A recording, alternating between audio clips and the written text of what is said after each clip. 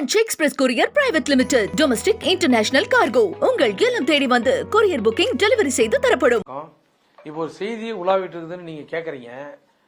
பாட்டாளி மக்கள் கட்சியை பொறுத்தவரையிலே மருத்துவர் ஐயா அவர்கள் வன்னிய சங்கம் என்ற அமைப்பை 46 ஆண்டுகளுக்கு முன்பு துவங்கினார்கள். இப்ப 33-34 வருஷத்துக்கு முன்பு பாட்டாளி மக்கள் கட்சி என்ற அமைப்பை துவங்கியவர் மருத்துவர் ஐயா.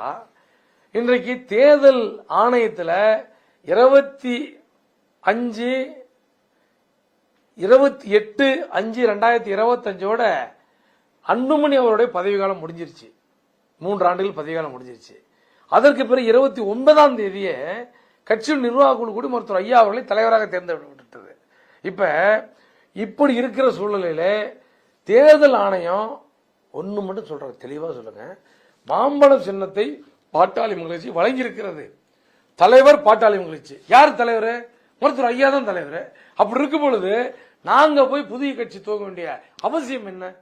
இது ஒரு அபாண்டமான பொய்யான செய்தியை திட்டமிட்டு பனையூரில் இருக்கிற ஒரு கும்பல் பரப்பி கொண்டிருக்கிறது. இதுக்கு சட்டமே தெரியாத சில வழக்கறிஞர்கள் அவரோடு இருந்து அவரை தவறான வழியிலே இயக்கி கொண்டிருக்கிறார்கள். இப்படி இருக்கிற பட்சத்தில் நிச்சயமாக பாட்டாளி மக்கள் கட்சி என்பது அதனுடைய நிறுவனர் மருத்துவர் ஐயா அவர்கள், தலைவர் மருத்துவர் ஐயா அவர்கள், அதனுடைய பொதுச் செயலாளர் தம்பி முரளிசங்கர் அவர்கள், பொருளாளர் சகோதரர் மன்சூர் அவர்கள். இதுல எந்த மாற்று கருத்து இல்ல. பாட்டாளி மக்கள் கட்சினா மருத்துவர் ஐயா தான். நீங்க பாருங்க, ஓட்டு பாட்டாளி மக்கள் கட்சிக்கு 5.7% வாக்கு இருக்குன்னா அந்த வாக்கு என்பது மருத்துவர் ஐயா என்ற ஒரு தலைவருக்கான வாக்கு. இதுதான் நாங்க மட்டும் சொல்லீங்க, மத்திய மாநில உளவுத்துறை சொல்லியிருக்குது. ஆக பாட்டாளி மக்கள் கட்சி என்பது மருத்துவர் ஐயா தான். நாங்கள் புதிய கட்சியை துவங்க வேண்டிய அவசியம் இல்லை, இல்லை, இல்லவே இல்லை. வேறு இப்ப நீங்க தவறான ஒரு ஏதோ ஒரு செய்தி வருது அப்படின்னு சொல்லிட்டு ஏதோ பாண்டு பத்திரத்துல காமிக்கிறீங்க.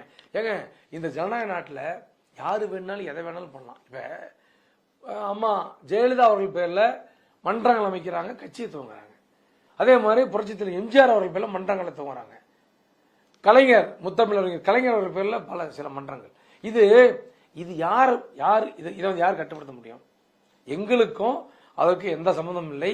மருத்துவர் ஐயா என்ற ஒரு தலைவர் நிறுவிய பாட்டாளி மக்கள் கட்சிக்கு எங்கள் மருத்துவர் ஐயா அவர்கள் தலைவர். நாங்கள் தான் பாட்டாளி மக்கள் கட்சி. மாம்பழம் சின்னம் ஏ ஃபார்ம் பி ஃபார்மிலே மருத்துவர் ஐயா அவர்கள் தான் கையெழுத்திடுவார்கள். இதில் எந்த மாற்று கருத்து இல்லை. சொல்லுவாங்க ஒரு சிலர், இந்த மாதிரி வந்துருச்சு. இந்த முகவரியை நான் மீண்டும் சொல்றேன், 8 தீர்மானங்களை பொதுக்குழுவில் நியமிக்கிறோம். 8 தீர்மானம் நிறைவேற்றப்படுகிறது. அதுதான் அதுக்குரிய புத்தகம் எங்க இடத்துல இருக்கிறது. 9வது தீர்மானம் முகவரியை மாற்றியதாக பொய்யான தீர்மானத்தை ஆங்கிலத்தில் மொழிபெயர்த்து தேர்தல் ஆணையத்துக்கு கொடுத்திருக்கிறார்கள். இது இல்லை என்று தேர்தல் ஆணையம் ஒப்புக்கொண்டிருக்கிறது. 8 தீர்மானம் தான் நாங்க பொதுக்குழுவில் அதாவது நிறைவேற்றப்பட்டதுன்னு சொல்லி. ஆக பொய்யை மட்டுமே மூலதனமாக கொண்டு பொய்யான செய்திகளை தொடர்ந்து பரப்பி கொண்டிருக்கிற அந்த கும்பல் இத்தோடு நிறுத்திக் கொள்ளுங்கள். நாங்க தேர்தல் பணியில் இருக்கிறோம். அங்கங்க திமுக அதிமுக தேர்தலில் எஸ்ஐஆர்ல அந்த வாக்காளர்களை பற்றி சிந்தித்துக் கொண்டிருக்கிறார்கள்.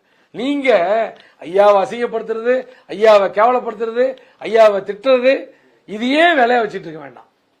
ஆகவே பாட்டாளி மக்கள் கட்சி என்பது மருத்துவர் ஐயா அவர்கள் என்பதை உறுதியிட்டு உறுதியிலும் உறுதியாக சொல்லுகிறோம். நன்றி. ஏங்க, நான் தான் சொல்றேன், நீங்க இப்பதான் சொன்னீங்க முசிறியில இருந்து அந்த பத்திரம் வாங்கப்பட்டிருக்குன்றீங்க, சேலம்னு சொல்றீங்க. ஏங்க, இது எங்களை பொறுத்தவரையில பல்வேறு வகையான பணிகள் நாங்கள் இருக்கிறோம். பல பணிகளை நாங்க இருக்கிறோம். தேர்தல் பணி, எஸ்ஐஆர் பணியில் நாங்க இருக்கிறோம். இதெல்லாம் இல்ல. பாட்டாளி மக்கள் கட்சி என்பது ஐயா தான். மருத்துவர் ஐயா தான் பாட்டாளி மக்கள் கட்சி. பாட்டாளி மக்கள் கட்சி ஐயா தான், மருத்துவர் ஐயா தான். ஆக அந்த மாதிரி வாய்ப்பு தேவை எதுவும் எங்கிட்ட இல்லை. தேர்தல் ஆணையம் 100% நாங்கள் கொடுத்திருக்கிறோம். 28 ஆவணங்களை கொடுத்திருக்கிறோம். அன்னைக்கே சொன்னோம், 200 சில்லற பக்கங்களை கொடுத்திருக்கிறோம். தேர்தல் ஆணையத்திலே ஆவணங்களை கொடுத்திருக்கிறோம். அவர் என்ன சொல்லிருக்காங்க, பீகார் தேர்தல் முடிந்த பிறகு உட்கார்ந்து கலந்து பேசி இதுக்குரிய செய்தியை சொல்லுவதாக சொல்லியிருக்கிறார்கள். ஆக பீகார் தேர்தல் இப்பதான் முடிஞ்சிருக்குது. நேற்று தான் பதவி ஏற்றுட்டு இருக்கிறாங்க. நிச்சயமாக அவர்கள் ஆய்வு செய்து எங்களுக்கு ஒரு நல்ல நியாயமான தீர்ப்பை, நல்ல தீர்ப்பு இல்ல, நியாயமான நல்ல தீர்ப்பை தேர்தல் ஆணையம் வழங்கும் என்று நம்பிக்கையோடு காத்திருக்கிறோம். Branch express courier private limited domestic international cargo உங்கள் இல்லம் தேடி வந்து கொரியர் புக்கிங் டெலிவரி செய்து தரப்படும். என்றும் உங்களுடன் மை இந்தியா. முக்கிய செய்திகளை உடனுக்குடன் தெரிந்து கொள்ள சப்ஸ்கிரைப் பண்ணுங்க, பெல் பட்டனை பிரஸ் பண்ணுங்க. என்றும் உங்களுடன் மை இந்தியா.